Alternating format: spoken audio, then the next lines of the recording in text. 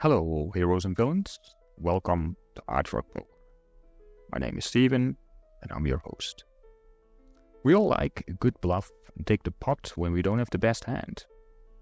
And you probably heard that if your bluffs don't get called, you don't bluff enough.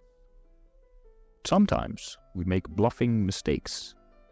This can be hilarious, but it can also put a dent in our win rate. Now in this series, for entertainment, but also for learning purposes, we will take a look when bluffs go wrong. No! The very first hand in this series was played on NL25 PokerStars 8-handed table. Hero is in the hijack with 5-6 suited, and our villain is sitting right next to us in the cutoff with a short stack, so seems pretty fishy. Hero raises to 2.5 big blind, villain calls, and the rest folds. The flop brings us a flush draw, but it doesn't really favor our range, so I decided to check with the intention to check raise. Villain places third pot bet. Hero raises to 10 big blinds and villain calls. The turn is the ace of spades. Hero follows up with roughly 2/3 pot bet, and villain calls again. So the river is a 2 of diamonds, pretty much a brick. Villain has 34 big blinds left, the pot is 60 big blinds, so what do? In game, I didn't really know what to do. Does villain have an ace? Does he have a 10? Will he fold to a shove? So I decided to abandon the bluff. Was this a good decision or not? For this, we need to do a range analysis. And of course, it's difficult to do this in the game. So we will do this now off table. So if this situation comes up again, we're prepared for it. Let's start the off-table analysis by taking a look at villain stats. I left these out before, but these are of course important for our decision making.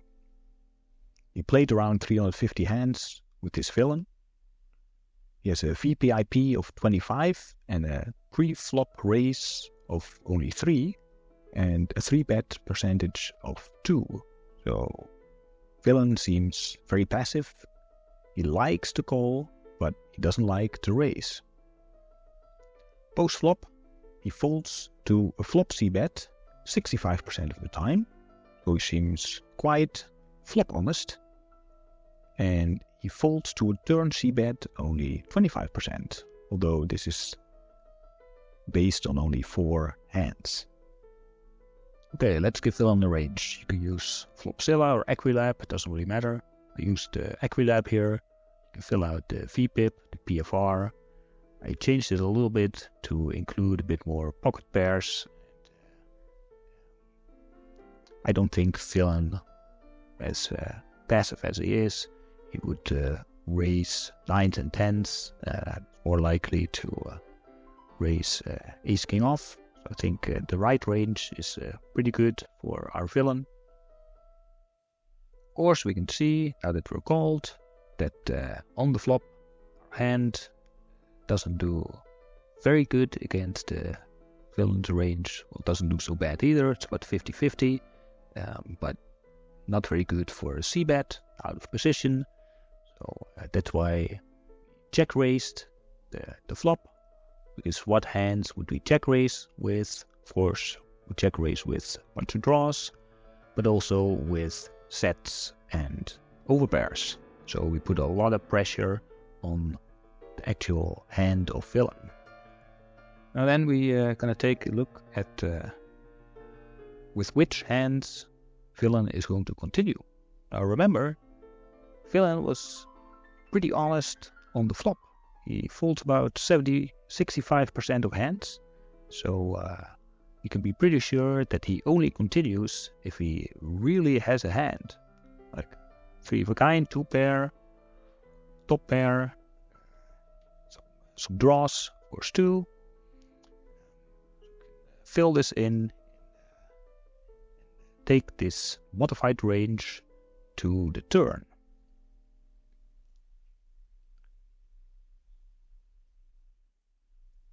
course, on the ace of spades turn, our hand is not doing very well against the villain's range, but we can still put a lot of pressure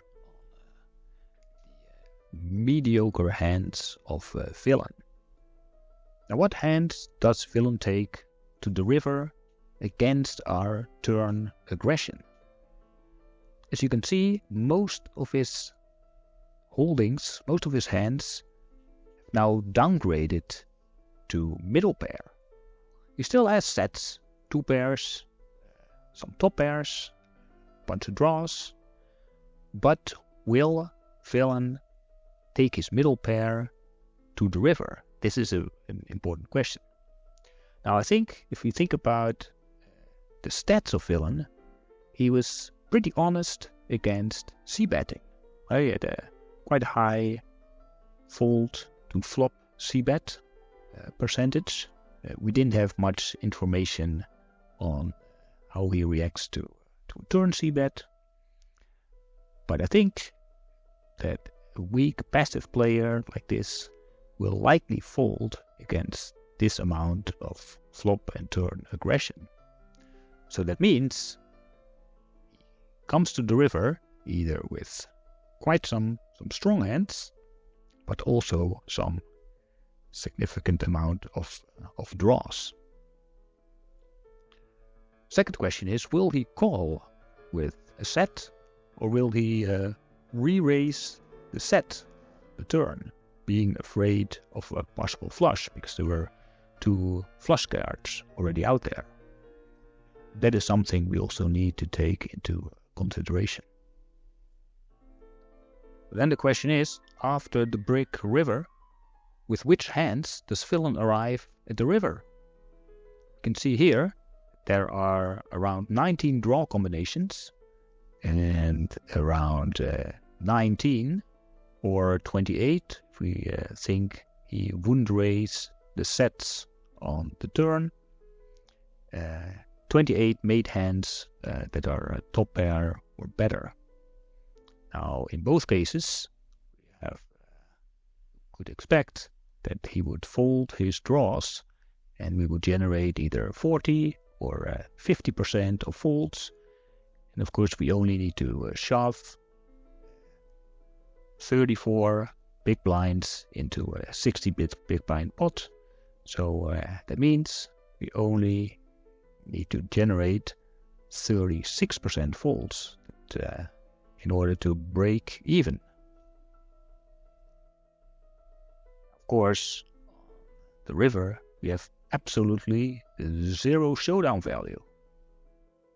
So this means this is a mandatory and probably profitable bluff on the river. However, as I mentioned, I discontinued the bluff at the river. I gave up the bluff, and this of course is the moment you've been waiting for. The actual hand result, villain had King Jack of clubs for a flush draw himself. And of course this is an absolute disaster because his flush draw dominates ours. And this is the reason why this bluff has gone wrong. Now I hope you enjoyed this video. If so, please click the like and subscribe button. For now, think about your bluffs and see you next time.